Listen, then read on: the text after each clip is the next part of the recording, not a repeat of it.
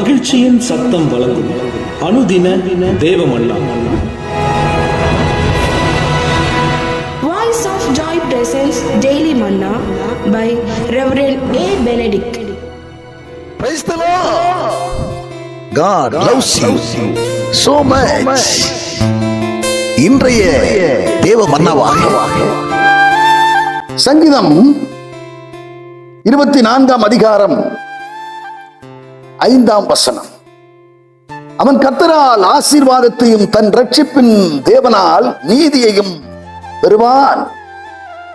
நேற்று நாளிலே கர்த்தருடைய ஆசீர்வாதத்தை பெற்றுக்கொள்ள தகுதியானவன் என்று சொல்லி இந்த வசனத்திலிருந்து முற்பகுதியை நாம் தியானித்தோம். இன்றைய நாளிலே தேவ நீதியை நிறைவேற்றுகிறவன், தேவ நீதியை செய்பவன், தேவ நீதியை செய். ஆண்டவராகிய இயேசு கிறிஸ்து, அவரிடத்தில் எல்லளவும் பாவம் இல்லை. பாவம் அறியாத சுத்த கண்ணனாக அவர் இருந்தார். ஆண்டவர் கேட்டார், என்னிடத்திலே பாவம் உண்டென்று உங்களால் சொல்லக்கூடுமோ என்று கேட்டார். இந்த ஆண்டவர் யோவானிடத்திலே ஞானஸ்நானம் பெறுவதற்காக வருகிறார். அவரிடத்திலே கேட்கிறார், யோவானிடத்திலே வந்து கேட்கிறார், எனக்கு ஞானஸ்நானம் சொல்லுகிறார். ஆண்டவரே, நீர் எனக்கு ஞானஸ்நானம் கொடுக்க வேண்டியதாக இருக்க நான் உமக்கு எப்படி ஆண்டவரை கொடுப்பது என்று சொல்லி கேட்கிறார்.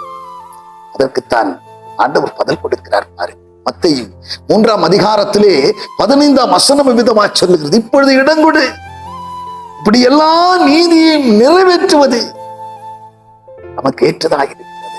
ஆண்டவர் சொல்லுகிறார், நீதியை நிறைவேற்றக்கூடியவர்களாக காணப்பட வேண்டும் என்பதற்கு ஆண்டவர் முன்மாதிரியாக இருந்தார். அவர் செய்த ஒவ்வொரு காரியங்களும் தாழ்மைக்கு முன் உதாரணமாய், அன்பிற்கு ஒரு முன் உதாரணம், சாந்த குணத்திற்கு முன் உதாரணம், அன்பிற்கு முன் உதாரணம், தாழ்மைக்கு அவர் முன் உதாரணம், மன்னிக்கிறதற்கு முன் உதாரணமாகி எல்லாவற்றும் அவர் முன்மாதிரியாக இருந்தார். நான் உங்களுக்கு காண்பிக்கிற மாதிரியின்படியே நீங்கள் செய்யுங்கள் என்று சொல்ல. நீதியின் மேல் பசி தாகமுள்ளவன் பாக்கியவான், நீதியின் மேல் பசி தாகமுள்ளவன் பாக்கியவான் என்று வேதம் சொல்லுகிறது. கேட்கிற அருமையான தேவச்சனமே, இன்றைக்கு அநேகர் என்ன செய்கிறார்கள் என்று சொன்னால், தங்களுடைய சுயநீதியை விளங்க பண்ணுகிறார்கள், வெளிப்படுத்துகிறார்கள். அதைத்தான் ரோமர் 10 அதிகாரத்திலே 1 வசனத்திலே பார்க்கிறோம். தேவ நீதியை அறியாமல் தங்களுடைய சுயநீதியை நிறைவேற்றுகிறவர்களாய் அவர்கள் காணப்படுகிறபடினாலே தேவ நீதிக்கு அவர்கள் கீழ்ப்படியாமல் இருக்கிறார். தேவ நீதியை நிறைவேற்றாதவர்களாய், அதைத்தான் நாம் அந்த ஆயக்காரன் பரிசேயன் ஆகிய 2 பேர் ஜெப பண்ண செல்கிறார்கள். அந்த பரிசேயன் ஜெபம் அது எப்படிப்பட்ட ஜெபமாய் இருக்கிறது என்று சொன்னால், தன்னுடைய சுய நீதியை வெளிப்படுத்துகிற ஒரு ஜெபமாய் இருக்கிறது. அது ஜெபம் என்று கூட சொல்ல முடியாது. நான் என்னுடைய சம்பாத்தியத்திலே தசமபா கொடுக்கிறேன், வாரத்திலே 2 முறை நான் உபவாசிக்கிறேன், இவனை போல நான் பாவமே செய்யவில்லை என்று சொல்லி தன்னுடைய சுய நீதியை பிரகடனப்படுத்துகிறார்.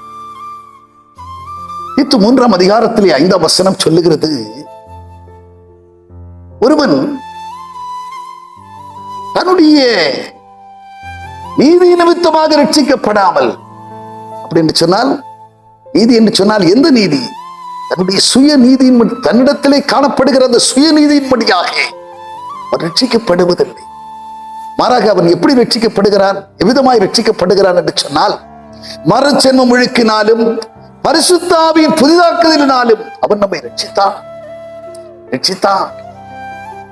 இருக்கிற அருமையான தேவச்சனமே, எவ்வளவுக்கு எவ்வளவாய் தேவனுடைய வார்த்தை உங்களுக்குள்ளே நீங்கள் இருதயத்திலே காத்துக்கொள்கிறீர்கள்.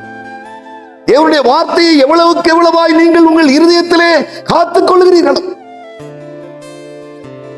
காத்து பொக்கிஷம் போல காத்துக் கொள்ளுகிறவர்கள் உள்ளத்திலிருந்து ஆண்டவர் சொல்லுகிறார், நீதியை வெளிச்சத்தை போலவும் உன் நியாயத்தை பட்ட பகலை போலவும் அவர் விளங்க பண்ணுவா.